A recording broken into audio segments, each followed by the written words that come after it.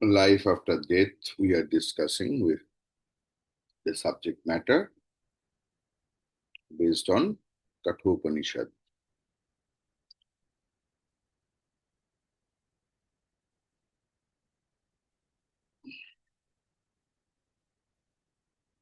So again in this mantra,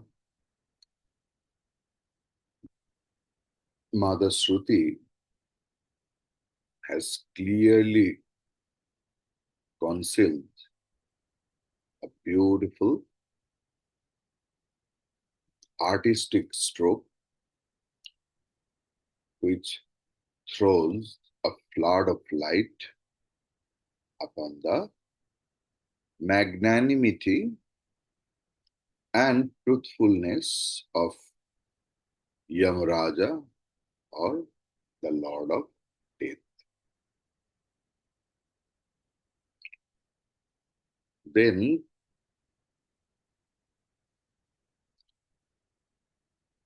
though Mrityu Devata was pleased to shower upon the disciple extra boons, he yet feels obliged and indebted to the Brahmana boy, and since he had not given the promised third boon,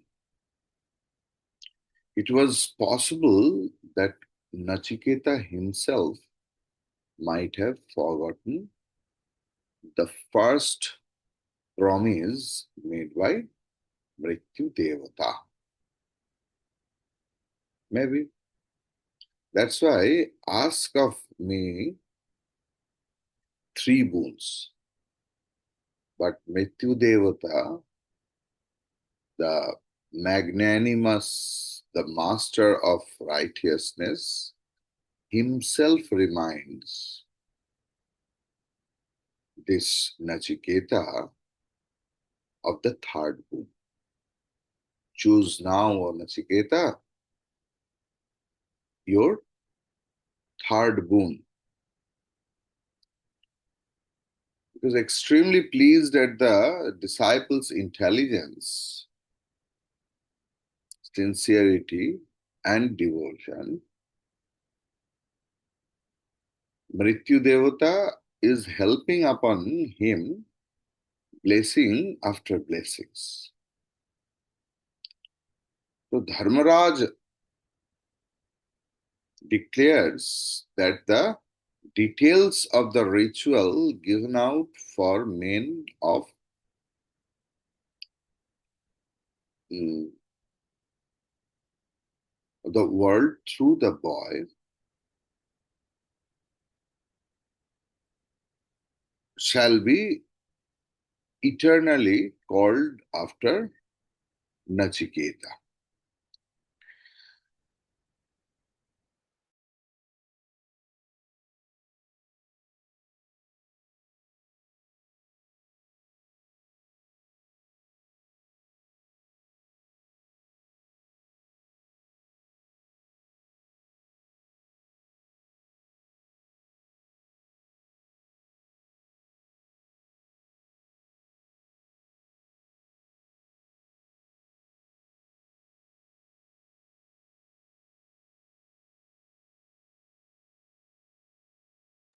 Now we were going to discuss the mantra 20.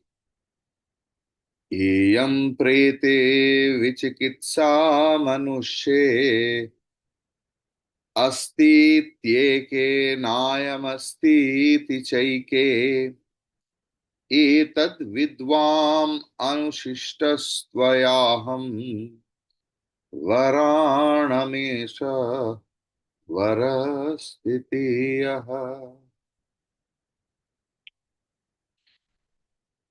या yam prete. Ya means that, yam means this. Prete, when dead, vichikitsa, doubt, manushya, in man, asti means does exist. Iti thus. Eke some. Ayam this. Na asti doesn't exist. Iti thus. Cha means and. Eke some. Etat this. Vidyam shall like to know. Anushishtaha being taught. Tvaya by you. Aham I. Varanam among the boons. Eshaha this. Varaha means boon. Tritiyaha means third.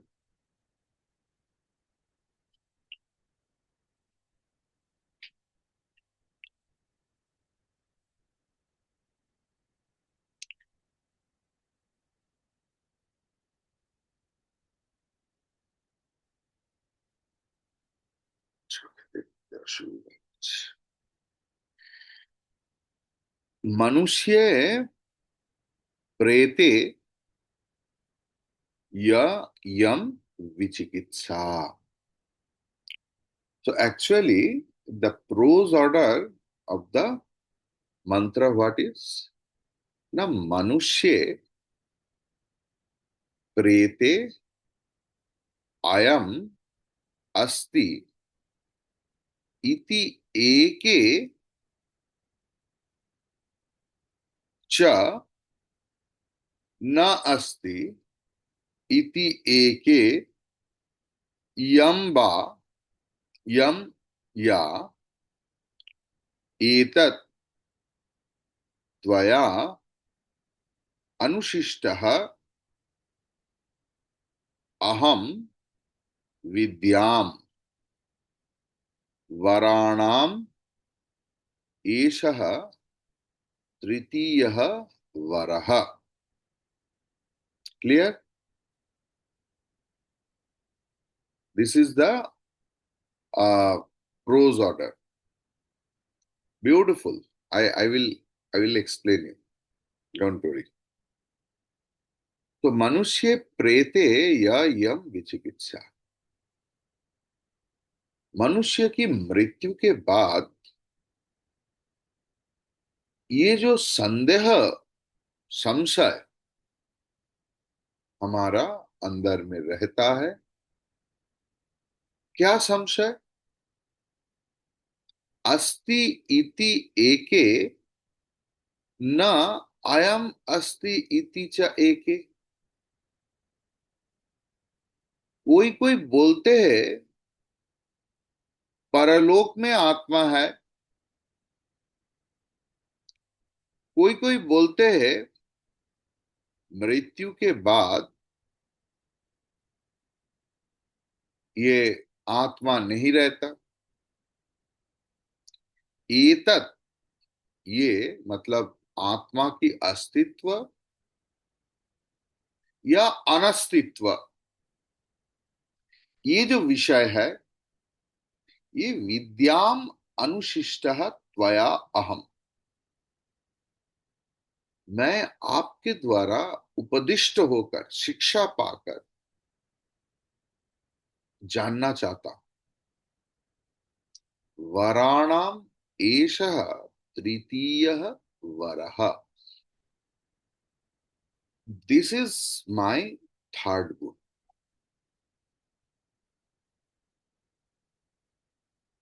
So in third गुण नचिकेता एक ही वाक्य में आत्मा की स्वरूप क्या है वो जानने के लिए चाहा. हम लोग देखे हैं कि नचिकेता पहला दो वर में एक तो इस मनुष्य लोक की इहलोक और परलोक मृत्यु के बाद सुख मांगा और उनको वो मिल भी गया. सो ये दो वर में ही हमारा जितना सुख कल्पना है, सुख की कल्पना है, उनका परिसमाप्ति होगी। साधारण मनुष्य के लिए इससे ज्यादा मांगने का कुछ नहीं रहता। लेकिन नचिकेता समझ गया, मुझे जो मिला है वो सारे मिलना प्राप्ति पूर्ण नहीं हुआ। सो तृतीय वर में नचिकेता जो वर मांग रहे हैं, उसमें ये जो उपनिषद है, ये पूरा भिन्न धारा में प्रवाहित हो रहा। नचिकेता बोल रहे हैं कि मैं, मुझे जो मिला है वो यथेष्ट नहीं। मैं आत्मा को जानना चाहता हूं। कौन सी आत्मा? न जो आत्मा के बारे में लोगों की इतना संशय, जिनके स्वरूप के बारे में कोई कुछ स्पष्ट करके बोल नहीं पाते, वही आत्म तत्व मेरा जिज्ञासा है। चारवाक या और कोई दार्शनिक बोलते हैं कि इस शरीर की नाश के साथ साथ बाकी सब कुछ का अंत हो जाता है, नाश हो जाता है। तो ये जो हमारा मॉडर्न एज है, इसमें भी चारवाक की अभाव नहीं है। और चारवाक की संख्या और बढ़ गया है, अगर आप देखेंगे तो। उन लोग भी बोल रहा है कि मृत्यु के बाद और कुछ रहने का संभावना ही नहीं है। जिस उपादान से ये शरीर तैयार हुआ है, वही उपादान मृत्यु के बाद अपने अपने जगह पर वापस चला जाता है। मतलब जो पंचभूत, आकाश, वायु, अग्नि, जल, पृथ्वी, ये शरीर में सब कुछ है। तो शरीर हमारा मृत्यु के बाद ये पंच तत्व में ही विलीन हो जाते हैं। तो in a local expression I can tell, पंचभूत पंचभूत में मिल गया। एक वैज्ञानिक प्रत्यक्ष प्रमाण के द्वारा दिखाया है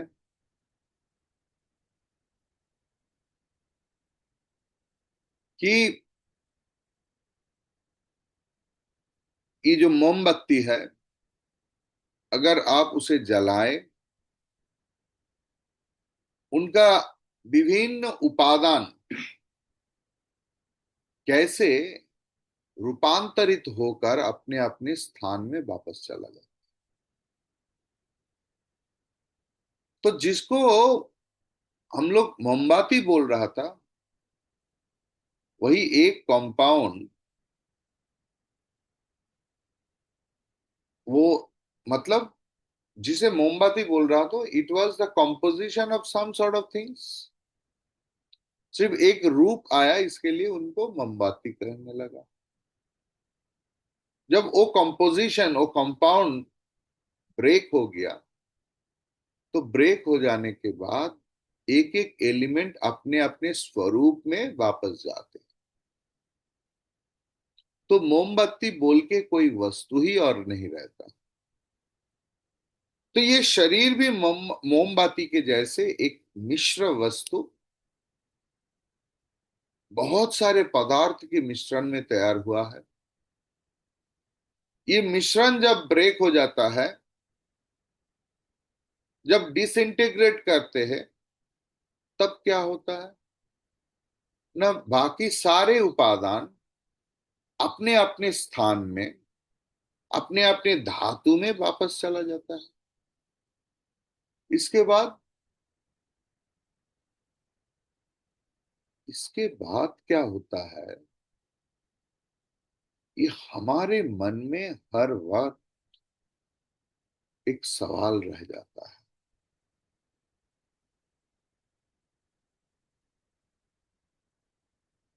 उत्तर मिलने की निश्चित कोई पथ हम लोग ढूंढ नहीं पाते। हम लोग ढूंढूंगा तो ढूंढूंगा कौन सी पथ में, मृत्यु के बाद क्या रहते हैं, ये तो प्रत्यक्ष के द्वारा समझना संभव नहीं, अनुमान के द्वारा भी संभव नहीं।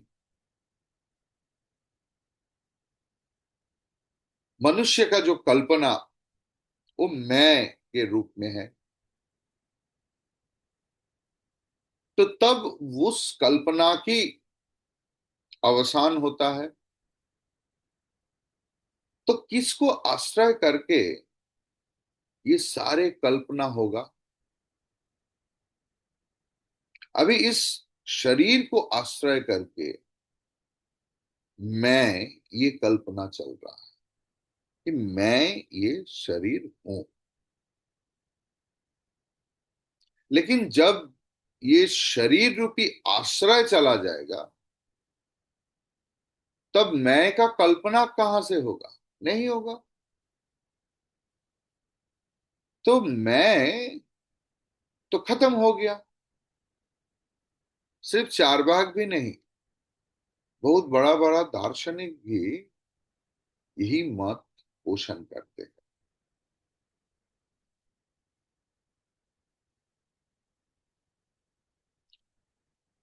तो इस मत की खंडन करने के लिए सिद्धांत बोल रहे हैं कि कर्म की जो नियम है उसे मानना ही पड़ेगा। अगर आप ये मानना चाहते हैं तो हम लोग बोल सकते हैं कि मरने के बाद भी कुछ रहते हैं। नहीं तो मैं जो इस जीवन में इतना काम किया, उसका फल कहां जाएगा। अगर शरीर के साथ कर्म फल का भी नाश हो जाता है, तब तो कर्म का श्रृंखला जो है वो टूट जाएगा। तो जो अभुक्त कर्म फल है, वो मतलब जो भोगा नहीं हुआ अभी तक, वो खत्म नहीं होता। माँ भुक्तम क्षीयते कर्म कल्प कोटि शतैरपि। ब्रह्म वैवर्त पुराण में है, प्रकृति खंड में 26 नंबर अध्याय की 71 नंबर श्लोका।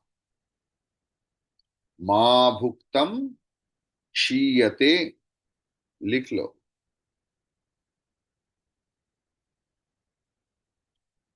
माँ भुक्तम क्षीयते कर्म कल्प कोटि शतैरपि।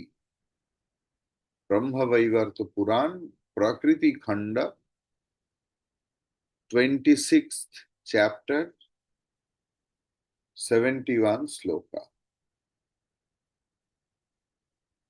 अगर आप भोग नहीं किया आपके कर्म फल को,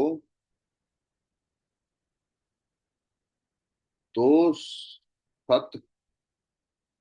100 करोड़ कल्प में भी कर्म की क्षय नहीं होता। यही शास्त्र सिद्धांत है। तो शरीर के साथ साथ कर्म फल का भी विनष्ट होता है, ये सिद्धांत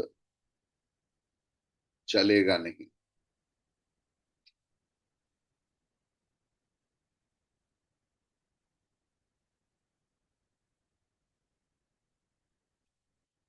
सो चारवाक श्रेणी की दार्शनिक लोग और बहुत वैज्ञानिक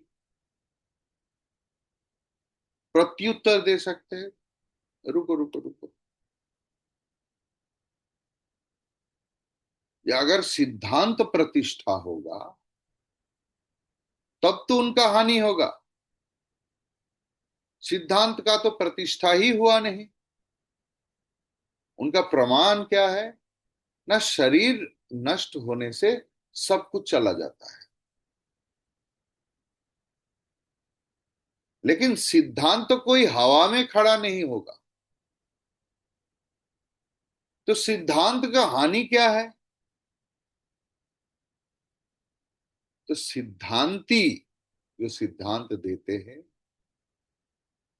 उन लोग फिर से प्रश्न करते हैं कि शरीर की नाश के बाद और कुछ नहीं रहता,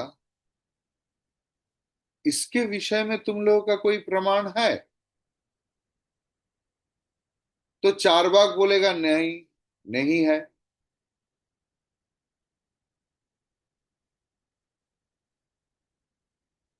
तो प्रमाण उन लोग बोल सकते हैं, चारवाक लोग, कि करने का दाय हमारा नहीं है। अगर तुम लोग बोल रहे हैं कि मृत्यु के बाद कुछ है, तो तुम लोगों को ही तो वो प्रमाण करना पड़ेगा। तो अभी सिद्धांत ही क्या प्रमाण करेंगे? देखिए, प्रत्यक्ष के द्वारा प्रमाणित नहीं होगा, क्योंकि परलोक कोई प्रत्यक्ष नहीं किए। हम लोग उसके बारे में सिर्फ कल्पना करते हैं। जैसे हम लोग जगत को देख रहा हो, ऐसे कोई परलोक को देखा नहीं। तो उसके विषय में प्रत्यक्ष नहीं चल सकता, अनुमान भी नहीं चलेगा। क्यों नहीं चलेगा? एक सूक्ष्म युक्ति है, ये न्याय की भाषा है। लेकिन इधर ये बोलना ही पड़ेगा। जहां पर जो वस्तु हम लोग प्रत्यक्ष नहीं कर रहे हैं, वहां पर उस वस्तु को अनुमान के द्वारा हम लोग जान सकते हैं। किसी का आवाज आया, क्या रे भोला आया, देख नहीं पा रहा हूं। लेकिन अनुमान के द्वारा हम लोग बोल सकते हैं। तो अनुमान भी एक प्रमाण है। जैसे पहाड़ के ऊपर धुआं देख रहा हूं, आग नहीं देख रहा, तो धुआं देखकर अनुमान कर सकते हैं कि पहाड़ में आग है, अग्नि है। क्यों? क्योंकि आग के सिवा धुआं नहीं होगा। तो जहां पर धुआं है वहां पर ही आग है। हमारे किचन में, जब पहले के जमाने में, अभी तो एलपीजी,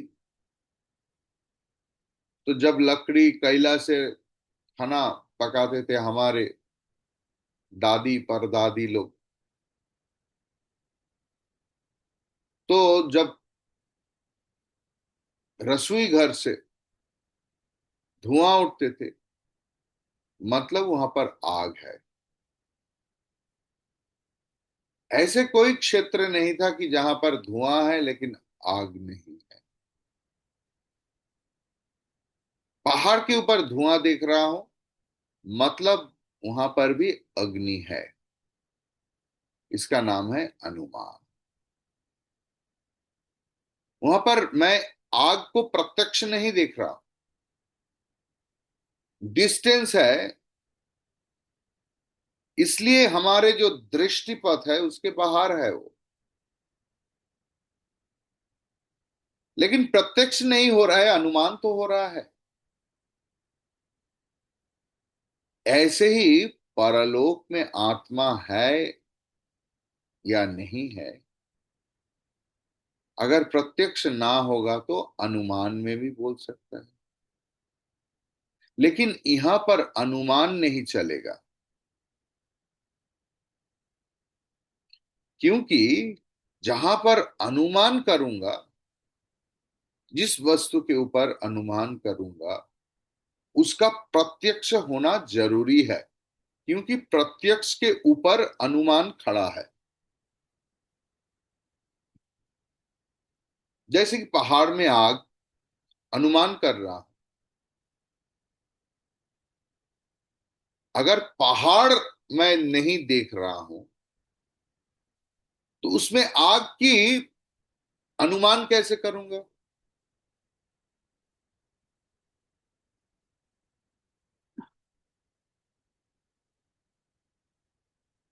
ये सब न्याय जो दर्शन है ना, उसमें साध्य, व्याप्य, पक्ष, ये सब पारिभाषिक शब्द प्रयोग किया है। बहुत ज्यादा प्रॉब्लमेटिक कुछ नहीं है। जैसे साध्य, साध्य के मतलब जो अनुमान के द्वारा सिद्ध करना पड़ेगा, प्रमाण करना पड़ेगा।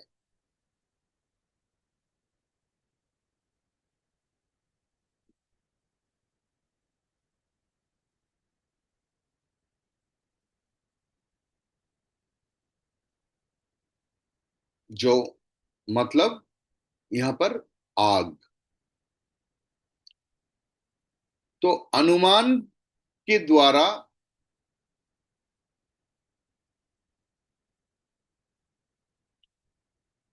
प्रमाण करना पड़ेगा। तो यहां अनुमान हेतु है धुआं।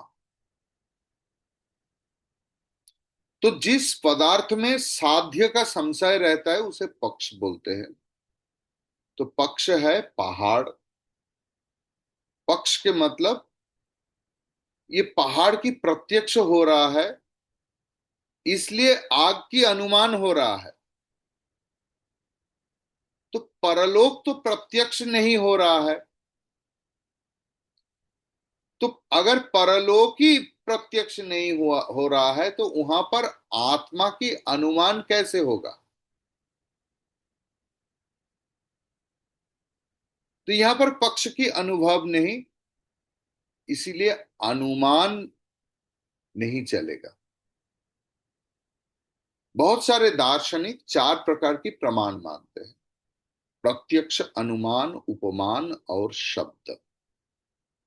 इसके अलावा भी अर्थापत्ति, अनुपलब्धि बोल के और दो प्रमाण है, जो सब लोग नहीं मानते।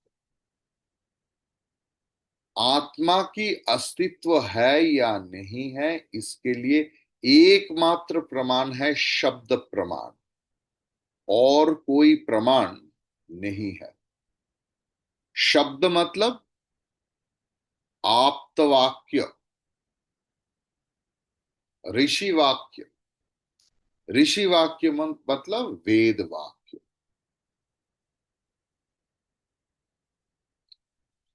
तो नचिकेता यमराज को बोल रहा है कि मेरा आत्मा को जानने का और कोई दूसरा उपाय नहीं है, आप ही बोल दीजिए।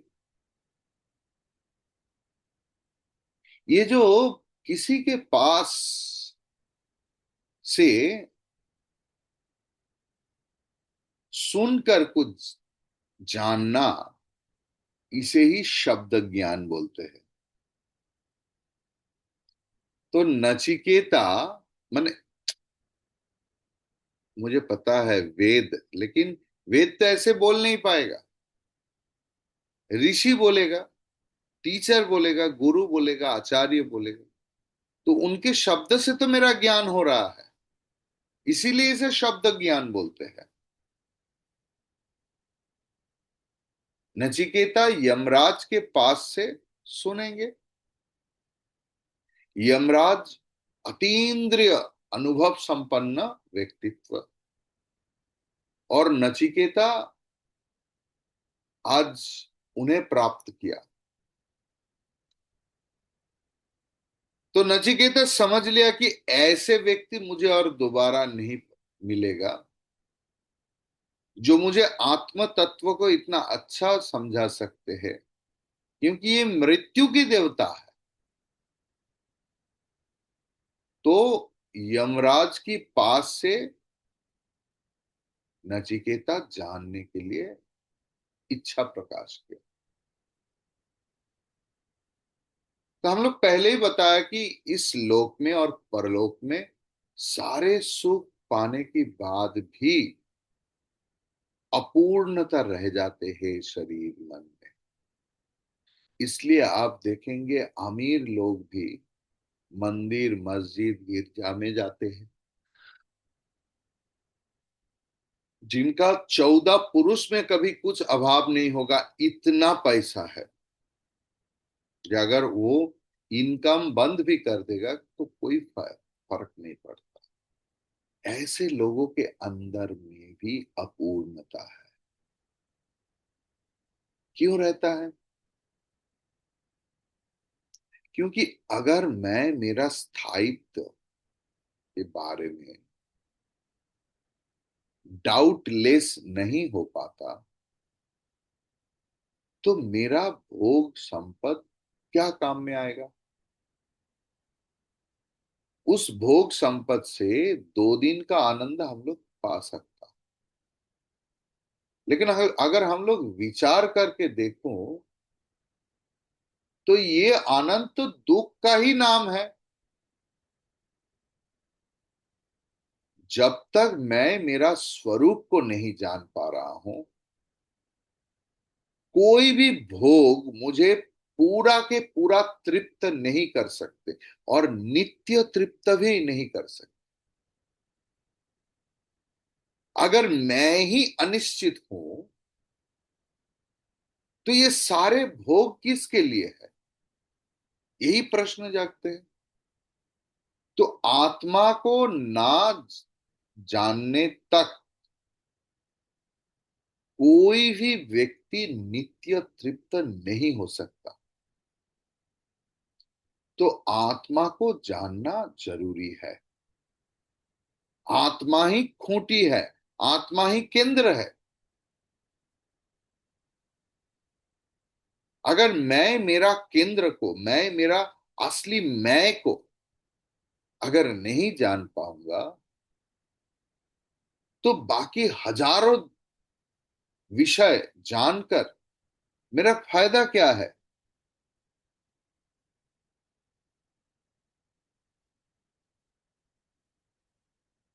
एक के बाद जितना शून्य लगा दो उनका मूल्य बढ़ जाता है, और एक को पोंछ डालो तो शून्य की सारे मूल्य खत्म हो जाता है। ऐसे ही हम लोगों का जितना भी ज्ञान हो,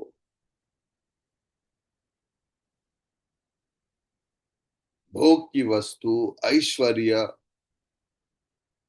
लेकिन अगर मैं को आप पूछ देंगे तो किसी चीज का वैल्यू नहीं रहता है ना।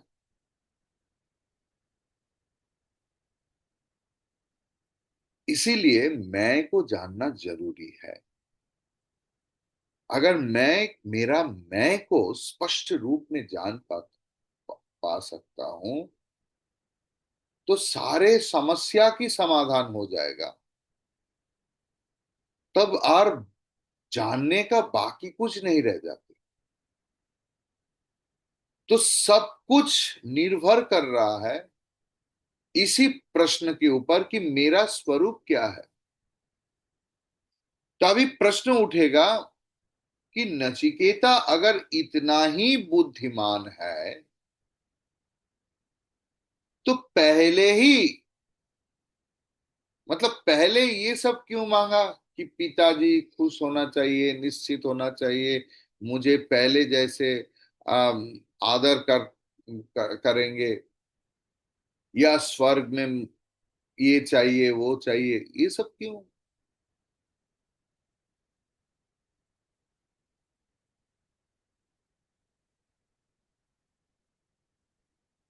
उसका उत्तर है, मनुष्य की वृद्धि क्रमशः विकसित होता है। तो नचिकेता पहले से ही आत्म तत्व की जिज्ञासु थी, ऐसे समझने का कोई कारण नहीं है। उनके अंदर और भी आकांक्षा था। जब वो आकांक्षा पूरा हो गया, तब उनके मन में नया जिज्ञासा आया। बोलते हैं ना, खाली भूखा पेट में धर्म नहीं होता। पहले उनका भूख मिटाओ।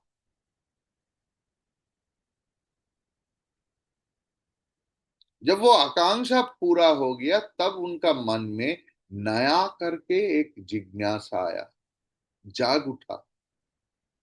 और यही जिज्ञासा आत्म विषयक जिज्ञासा। हम लोग पहले ही चर्चा किया कि हर प्रत्येक मनुष्य के अंदर कोई ना कोई समय में आत्म जिज्ञासा उठता है। वो बचपन में भी हो सकता है, मिडिल एज में भी हो सकता है, ओल्ड एज में भी हो सकता है, कि मैं कौन हूं। मेरे अपने स्वरूप के बारे में अनंत काल से कोई व्यक्ति एकदम इंडिफरेंट, उदासीन नहीं रह सकता। हर व्यक्ति को मैं को जानने का इच्छा होता है। पहले हो सकता है कि खुद को स्वतःसिद्ध मान लिया, जानने का आकांक्षा नहीं होता। लेकिन बाद में संदेह होता है कि मेरा मैं को अगर मैं नहीं जानता, तो ये सारे धन ऐश्वर्य लेकर मैं क्या करूंगा? ये सब मिलकर लाभ क्या है? इसीलिए मैं कौन हूं, ये प्रश्न जगता है। और नचिकेता के मन में भी ये प्रश्न है। इसीलिए इतने सारे प्रश्न नचिकेता ने किया। ठीक है,